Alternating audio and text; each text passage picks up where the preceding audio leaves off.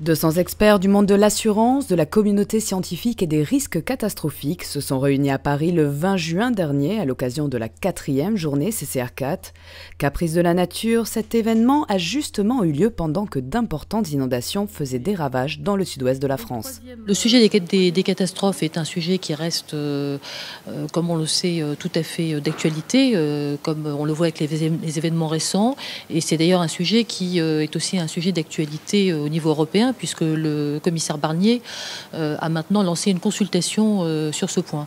Donc nous pensons que cette journée est très importante pour permettre à l'ensemble des acteurs venant d'horizons variés, aussi bien les compagnies d'assurance que les grands instituts d'expertise sur le domaine, de partager leurs connaissances et de faire ainsi progresser notre vision commune de ce qu'il faut le faire sur ce sujet. Au programme de la journée, une matinée consacrée à la menace terroriste en France, suivie d'un après-midi dédié à la gestion d'un événement extrême d'amont en aval. Alors, CCR a en catastrophe naturelle le rôle évidemment de réassureur avec garantie d'État, mais ce que CCR délivre lors d'une catastrophe qui soit est en survenance, soit est survenue, c'est bien évidemment une capacité de remboursement, mais aussi une capacité d'information et une capacité à fournir des services à ses clients. Les services peuvent être de plusieurs ordres, des ordres de chiffrage et d'estimation de la catastrophe. Pour mieux anticiper et s'adapter aux risques naturels, CCR s'est rapproché de partenaires scientifiques d'exception comme le CNES ou le CERTIT.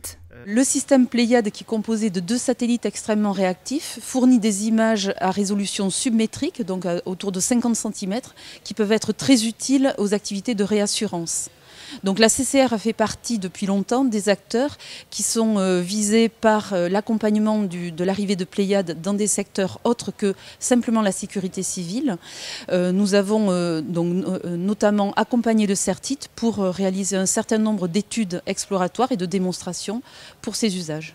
Et cette activité pour la protection civile trouve son continuum, je dirais, dans le domaine de l'assurance, d'où notre intérêt de lier les contacts et de créer un partenariat avec la CCR, déjà pour comprendre les besoins spécifiques, essayer de dimensionner nos produits et nos services pour répondre à ces besoins qui sont peut-être un petit peu différents de ceux de la protection civile, et de rendre, avec ce service de cartographie d'urgence, de cartographie de crise, de rendre ce service à la CCR et par l'intermédiaire de la CCR à la fois aux citoyens et aux assureurs. En fin de journée, la parole a été donnée aux experts d'assurance qui sont en ligne de front en cas de catastrophe. Ce type de journée est très utile dans la mesure où il réunit tous les intervenants dans le problème de l'assurance des catnat. On emploie le mot catnat, mais on met là-dessous des choses qui sont différentes. Une catastrophe naturelle sécheresse n'a pas le même traitement, même en expertise, qu'une catastrophe naturelle humide, eau, comme ce que l'on voit. Xynthia, dont on parlera tout à l'heure, ou dont on a parlé, est quelque chose qui est unique, alors qu'aujourd'hui en France, ces derniers jours, on a des catastrophes naturelles un peu partout, qui implique donc une autre organisation de l'expertise. Donc ce genre de message est, je pense, intéressant et c'est une très bonne initiative qu'avait prise la CCR. La journée s'est terminée avec un cocktail de clôture, une occasion pour les acteurs présents d'échanger autour d'un verre en attendant la 5e édition de la journée CCR4.